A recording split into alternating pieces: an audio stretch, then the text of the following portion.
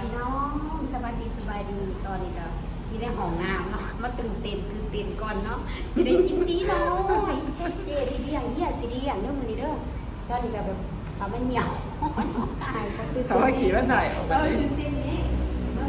ปวดขี่ปวดห้างนอนดิ บนกินบนหน้าแล้วก็เคยกินจะเถื่อเลยนี่เคยกินหรือสับ แม่ใช่ มา ไหม ในชีวิตนี่สิได้กินที่หน่อยครั้งแรกเลยในชีวิตเด้อนี่ครั้งแรกเกิดมายังบ่เคยกินได้คันเจขนาดผู้จอยบ่ส่วนกันมันสิบ่ได้กินเนาะเคยกินแต่หมูกระทะเคยกินแต่หมูกระทะไปเดี๋ยวเราไปเตรียมฮะซ้อมมันก็นั่งขารอคิวนานบ่นี่ค่ะ2 คิว2 คิวหันโดนบ่ ว่าได้มึงยาอะไรมึงยาเลย3 5 6จนหน่อยก็4 5หน่อยก็6อ่า A001 A001 โอ้ยัง ง่ายแม่ยูไซเนี่ยแม่เบิร์ดเปอร์เซ็นต์ นี่มาตรง ก็หนา ไรแม่แต่ไหนแม่แต่เดียวอันนี้ละอยากกิน เจ๊แม่นบ่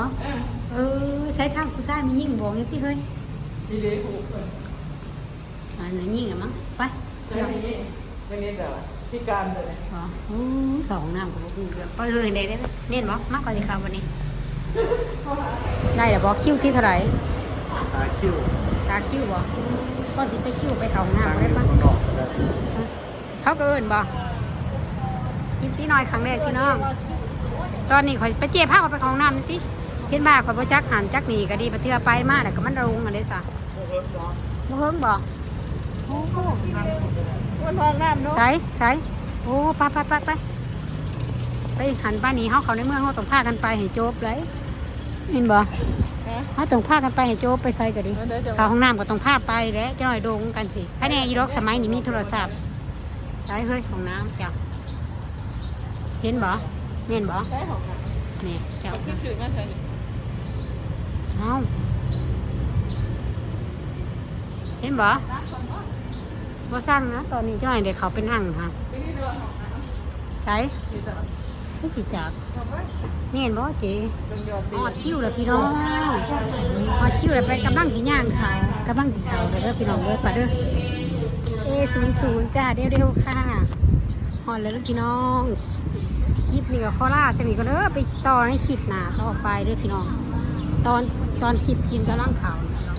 ฮอดคิวเฮาเลยเนาะตอนนี้นี่อ่ะผู้ใหญ่เข้ามาแล้วฮอดคิวเฮาเลยเนาะเดี๋ยวเฮาสิขอลาเพียงคลิปซ้ำนี่เลยต่อไปเฮาไปเจอกันคลิปต่อไปเด้อพี่น้องที่นี่ก็ขอลาสนิทก่อนเจอกันในคลิปต่อไปตอนเฮาสิกินเนาะพี่น้องด้วยตอนกินเด้อสวัสดีสบายดีพ่อแม่พี่น้องตอนนี้คลิปต่อมาตอนเฮากินเนาะบ่เคยกินเด้อนี่บ่เคยเห็นเขาให้ถ่ายอยู่บ่ได้เฮาก็ยังบ่ฮู้เนาะเขาให้เฮาถ่ายอยู่บ่ได้ยังบ่ฮู้เนาะไปคิดหนากว่านายเขาสิว่าบ้านนอกเขาในเมืองเนาะพี่น้องเนาะ ตื่นเต้นไทยก็วันเด็กเนาะ อีต้นลูกเลยต้องกินคือสักหน่อยเนาะกินเฮ็ดเนี่ยนี่เขาอีต้นลูกเขาเลยเขาไม่อยากกินซ้ำบัดนี้หน่อยเลยเด้อพี่น้องครั้งแรกในชีวิตด้วยจ้ะ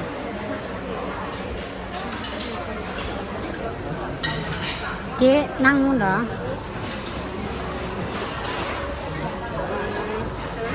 นี่นั่งอ๋อ ยังมี ห วัน อ นี้ ดแล้วก็มันจะเป็นแบบนี้มาเลย ไม่ใช่คือเอ็มเค แล้วหอดลูกเลยบัดนี้กินได้อยู่บ่แต่บัดนี้เจ๊ก่อน ใส่กินหอดเขาเนาะ มาแล้วพี่น้องต่อเจผ้าเจมากินทางแดกเจเป็นใช้ผ้าไปมากินให้ระวังช่วงข้นนี่ถ้าได้เพิ่นผ้าเขามากินนี่จักสีอิ่มตื่นเต้นจักสีอิ่มมียังนะบาดนี่อิ่มคิดหอดูกแน่เห็นกินแบบว่าตัวเองมากินแบบนี้ก็เริ่มคิดหอดูกเนาะคนก็ร้ายร้ายในตอนไม่ใช่ฟังคน เกิดว่าเนี่ย จะมาให้คอยอีสังเดี๋ยวนี้เจ๊เฮ็ดจังไรเดี๋ยวนี้เพิ่นคอยไปสร้าง ว่าจะไปเลือก ไม่เอาเรือขอโทษ ของ โอ้กินยังไงเลยบ่ ได้ สั่งอะไรก็ได้สั่งอะไรก็ได้ เจ๊จะกินยังเจ๊คิดหอดลูกเลยอยากหอมมาให้ลูกเลยบอดี้นี่มันทำไมาเจอสิ วันนี้ให้มาบอลขอไปกินกับแตงโมเมย์ มันยังเคยกิน ไม่เคยเท่านึง ที่ว่าลูกคอยแอนตี้บาทเจ๊มันได้พาไปกินไอติมมื้อแดงเด้อไอติมอยู่ตลาดไทยหาเด้อ ชดเชยให้ลูกหน่อยแล้ว ไปเนี่ยเธอจะได้ไทยเพื่อไปบนไหน แต่วันนี้เป็นวันนี้ มันหน้าตาแต่ไทย เด้แดงๆ ต นะ ลา โค ด ตร ไท ห ยว าน ตลาดไทยมันบอกเขาแพงนี่ ไปแพงเหรอ กินได้เออ เป็นไงวะ ดิโคตรมั้ง อุ่นก็เล่นขึ้นด้วยนะ บอกว่าจะข่าวเข้ามาจังเล็กกระบวก ข้าวผ้าเขาเด็ก ให้แต่เนี่ยจะใหญ่เนี่ยให้สกุล ไว้บ่ ใจเอ็ วัน น มัน นี้ เลือกเอ วันนี้ ง มันน้อยแต่ว่าน่าไล่เป็นหลาย บ่ บ่อ๋อเบิ้ลจะได้หน่อย หน่อยเดียว ไก่คนเดือดมันเปลือก เมื่อไหร่เนี่ยอันนี้ ทีแดงทุนหลังจะแซ่บคนแนมเห็นดิน้ำไม่เล่น เป็ดมัน อุ้ยมีเพลงดื้อเรียบร้อยแล้วจ้ะพี่น้อง ตั้งใจกินนะเจ๊ข้าวกินได้เขาให้2 ชั่วโมงนึง ใจบ่แม่ก็พูดถึงพูดถึง เต็มเบอร์พี่น้องเลยดุยได้เจ๊ดุยได้กูพี่ตะคองหนากินเนาะพี่น้อง ที่ว่าอันนี้ เจ๊ตื่นเต้นแล้ววันนี้เจ๊นะนี่เสียงเอากินเจ๊กินตั้งใจกินไหนกินให้มันคุ้มไหนบ่เคยมากนะ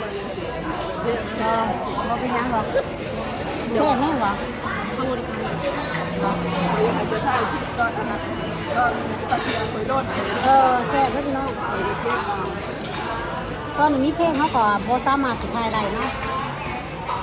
ได้พี่น้องเอ้ย เอาหนัง แซ่บคักแซ่บแน่เจ๊กินได้ไหมเจ๊ตื่นเต้นแห้งตะเกียบกับโรนข้างลงข้างล่างน้ำจิ้มกับความ คนขวดก็ไม่ได้กิน กำลังแซ่บคนทองกินได้เด้อคนทองเพิ่นทองไอ้2 เดือนกว่าเนาะแล้วกัน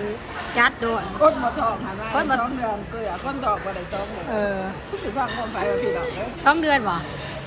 2 เดือนกว่าแล้วเป็นว่าเฮากับเราเอาให้เด้เราก็มา2 เดือนกว่าเอา2 เดือนกว่านํเนาะแซ่บเด้อพี่น้องมาเริ่มกินน้ำกันครั้งแรกของเจพร้อม2 คนนี่คือครั้งแรกเนาะ ยันโมหายคอยช่างถูกจานเดียวจะได้ผ่านมา3 จาน เอาสั่งบ่เป็นพี่น้องก็กดเทื่อหนึง2 เทื่อชูเฮา2 จานเนาะแล้วก็เผือกมา4-5 จานว้าวก็ตกใจว่าซะเฮาบ่เคยสั่งเนาะก็สั่งในโทรศัพท์3,004เอาใครอยู่รอกนี่เอาตัวนี้อันนี้สั่งในโทรศัพท์เลยเนี่ยพุ่งมาแล้วก็เดือดร้อนเจเนาะพี่น้อง แล้วแกให้เพิ่นพี่น้องคอยบอกว่าคันคนมากินคือจังซี่ดิคอยสิอยากข้อยก็บ่กินได้พี่น้องเซไม่ได้คอยแก้กูข่อยเป็นคนบ่มักแก้กูเนี่ยท่านอยู่หอนี่แก้กินอยู่คือจังซี่ติเจเราก็บ่เราเป็นคนแบบมักแก้ให้หมู่กินแบบสบายเนี่ยนะเราเป็นคนดูกับการแก้กุ้งหนึ่งสีต้นแปลกหนึ่ง โอ้ยยังติดเลยแบบนั้นคือเอาไว้เนี่ย หิวแห้งทางอันนี้หิวแห้งพี่น้องตอนนี้มันก็มีเพลงเนี่ยเนาะกินไปน้ำหัวไปน้ำโอ้อิ่มแห้งเลยพี่น้องเอ้ยว่าจะกินได้คอยกินเห็นได้อยู่ประมาณ2 ถาดนี่ก็เริ่มแม้ว่าอาจารย์ประเทศเครื่องทองเลยของสั่งมายังน้อยยังได้หลายมันข่อยขึ้นมาสิมาอิ่มใบแต่สิได้ก็ข่อยสิบ่อยากไปกินหมูกระทะคือกันนั่งแหวย่อยก่อนเพราะว่ามันแสบเนาะครั้งแรกในชีวิตก็เลยแบบว่ากินแต่มันก็แสบเนาะแซ่บนี่ว่าข่อยบ่ฮู้บ่เห็นเลยพี่น้องแล้วบ่ฮู้บ่จักอีหยังนี่นะกินมามีบ่เข้ามาข่อยก็นำโดดเลยเจ๊บ่บอกข่อยว่าลวกก่อนนะ คนกระดอกมันดีสิ เพราะว่าพวกนี่ก็เคยกินเนี่ยก็บ่บอกข่อยนี่ว่าลวกก่อนข่อยก็มาข่อยก็สัตว์กินสัตว์กินลวกอะไรบ่ลวกอะไรดอกแต่พอมันทั้งแข็งมันทั้งเย็นเด้อจ้ะ แล้วก็มันเย็น แม่นแต่ว่า ขลุ่ยกระเทียมเจียวมากเลย ข่อยนำมาโดดบัดโปมาลวกกินคือจังแซ่บเพิ่นบ่ทันก็ดื่ม เสียงเพลง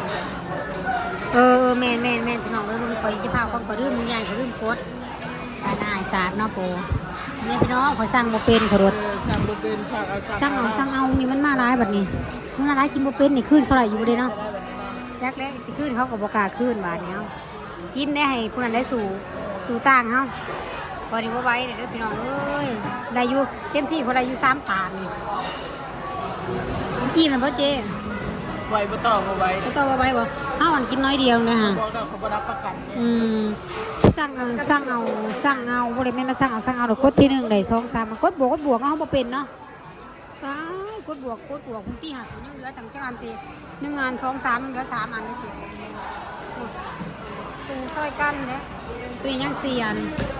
เพิ่นก็บ่ค่อยกินเฮาหรือว่าเพิ่นสิกินเฮาก็เลยสั่งนะสั่งเอาบัดนี้กดบวกกันติเฮาบ่ฮู้ว่าบวก1ก็ได้1บวก2ก็ได้2นี่เนาะ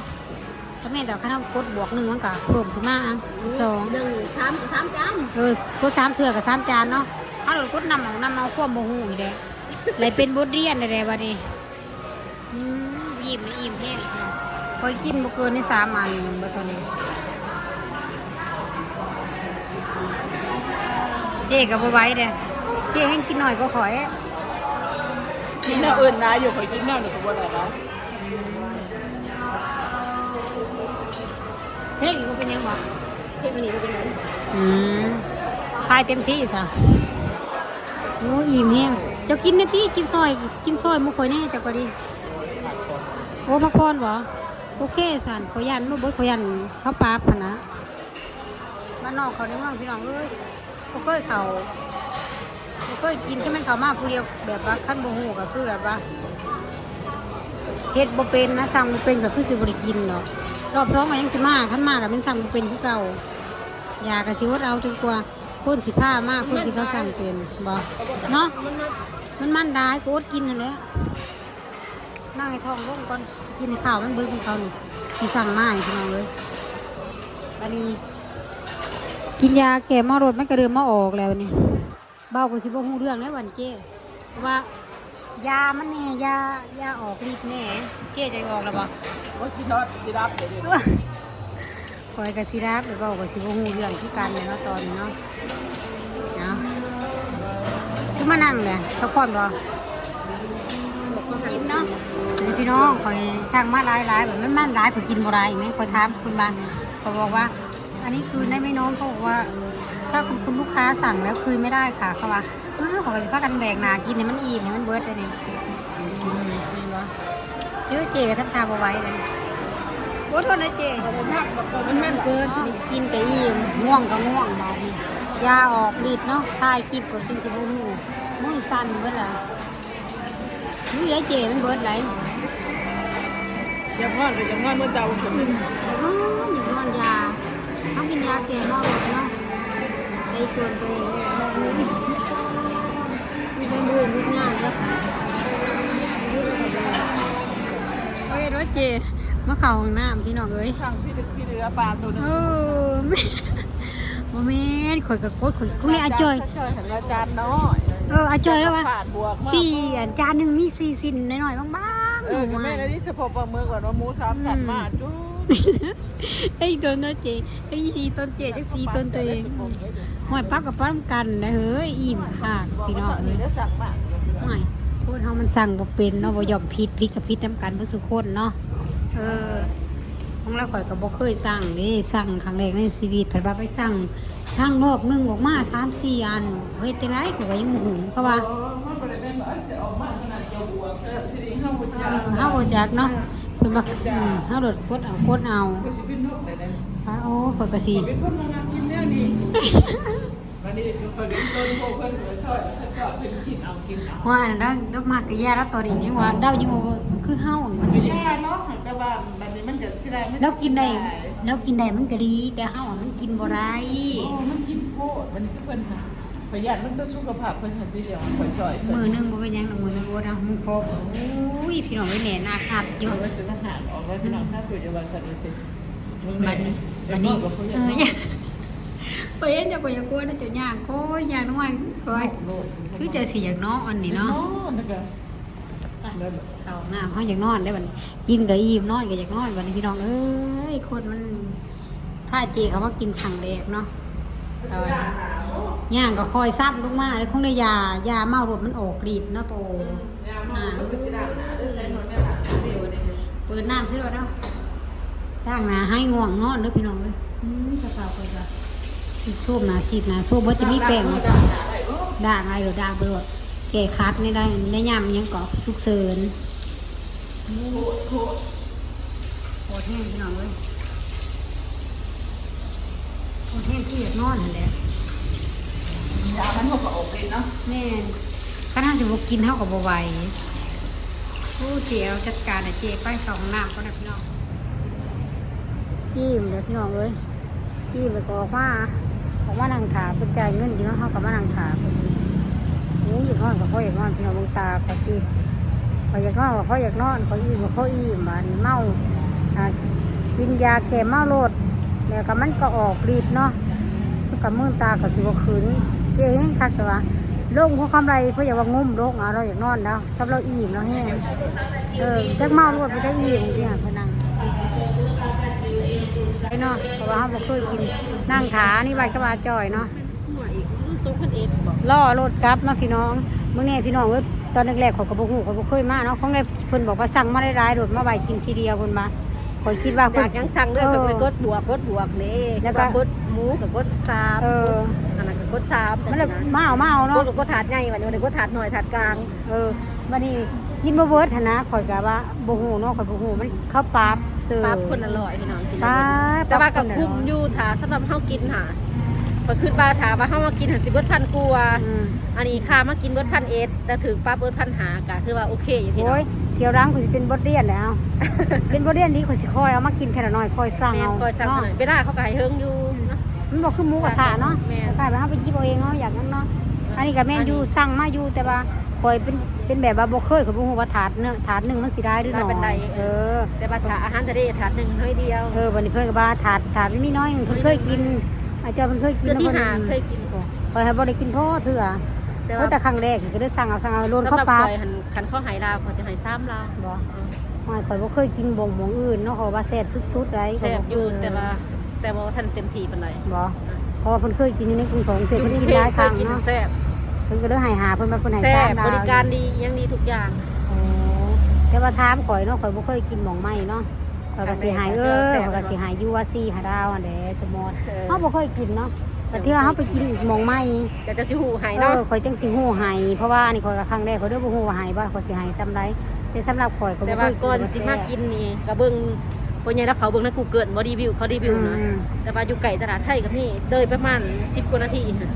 อยู่ของพ่อใหญ่ของ3เนาะ ของ3บ่นี่ บ่บ่าว่ามีอีกหาหนึงเฮาบ่ไปเฮาไปเบิ่งเขารีวิวเขาให้ดาวน้อย โอ้ ให้2-3ดาวเคยอุ้ยไผให้หาดาวจักคน เพิ่นเบิ่งเป็นเนาะคันแม่นเฮาก็ไปรั่วๆเลยครับ